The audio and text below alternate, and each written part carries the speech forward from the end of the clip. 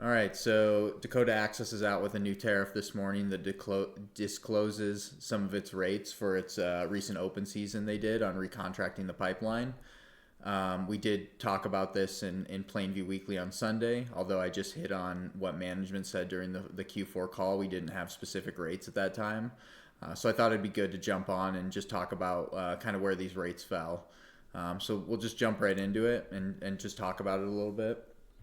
So the new rates here, as you can see, is they've disclosed the rates on the joint tariff for the 100,000 barrels a day plus shippers on this pipeline. The term is 7 years, and the rates are 450 to Patoka and 550 to Nederland. So if we're looking purely at this joint tariff rate, DAPL actually has two tariffs. They do a local tariff rate, which is just specifically shipments from the Bakken to Patoka. This is not that tariff. There's also the joint tariff rate, which gives the optionality to use ETCOP to go to Nederland, so the full distance here. So 450 from the Bakken to Patoka, 550 from the Bakken to Nederland. What's really important is looking at and comparing these to prior rates, and maybe we'll just jump into the tool quick and I'll just give a little bit of background. I know we've talked about it before, but really the story here is the basin has become much more competitive for a couple reasons. You have declining production since COVID for sure, and then you have pipelines that are kind of fighting to fill their space. So the two, I would say, main players in this are the Bridger Pony Express joint tariff, which is taking barrels from the Bakken down to Cushing, and then you have DAPL and ETCOP, which DAPL can deliver into Patoka, and it has optionality to deliver down to the Gulf Coast as well. So if we look at how these two pipes have fared over the last, let's call it, couple years, and we look at the flows, you'll note that flows on DAPL peaked in 2024 and have been declining, I would say, pretty moderately since that time. Now, why has that happened? Some of that is a little bit of declining production, but not much. A big chunk of it is actual market share being taken by other pipelines. One of those pipelines that has taken some market share has been Bridger, which is feeding this down into Pony Express. So if we look at Bridger, you'll notice the big ramp up recently. Most of that, or a big chunk of that, is because Double H came offline and it took some of Double H's barrels. But you'll notice this ramp here is pre-Double H. So this ramp here in 2024 and into 2025 is largely Bridger taking market share from DAPL and potentially some other outlets on pipelines out of the Bakken. So why has this happened?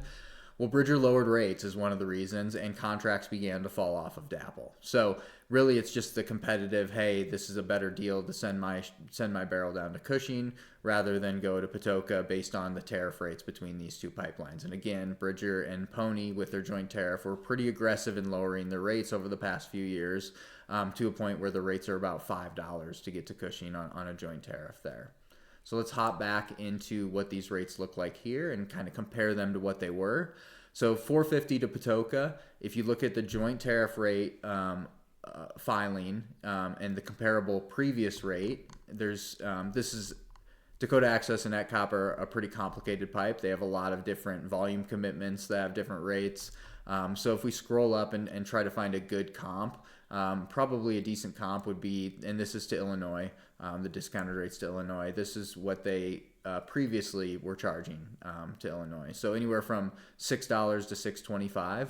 I would note that if you look at their local tariff filing, they do have lower rates on that. So some of the refiners that were signed up to ship into Patoka were actually getting better rates than this. So if you look at the rate decline from here, you're looking at going from about $6 to about $4.50. So a pretty significant decline there. I do the math in my head. Was that 25% decline on rates there? I would note that the weighted average rate was not as high as $6, or does not appear to be as high as $6 on this pipeline because of these local rates that you could get. And I'll just highlight those really quick here too. So you can see the local rates were about 625 here, but there was significant discounts for folks, largely refiners, that were shipping their barrels onward to the refineries, and those are outlined in kind of the footnotes here. So all in all, if we're looking at kind of an apples to apples comparison of 100,000 barrels a day versus a 90,000 barrel per day commitment, going from 450 to from, let's call it $6 on the joint, anywhere from 5 to 550 on the local, you're probably looking at somewhere between a 15 to 20% rate cut on the Patoka piece of this. The rate cut is similar on the Nederland piece. So going to Nederland, you have a new 550 rate, $5.50 to ship there now. If we scroll up and look at what those numbers were beforehand, you're looking at about 650 on that for the biggest volume commitment, and higher rates as you go to lower volume commitments. So again, I'd say a 15 to 20% rate cut is what we're seeing on Dakota Access.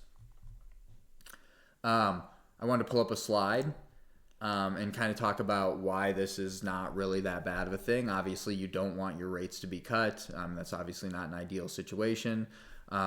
But if we look at just rough netbacks, and I know I've showed this before, and we showed this on our piece on Sunday, which I'll link in the text of this. But if you look at the actual netbacks previously, this is the new netbacks with the new DAPL tariffs, what you see here, the 450 and the 550.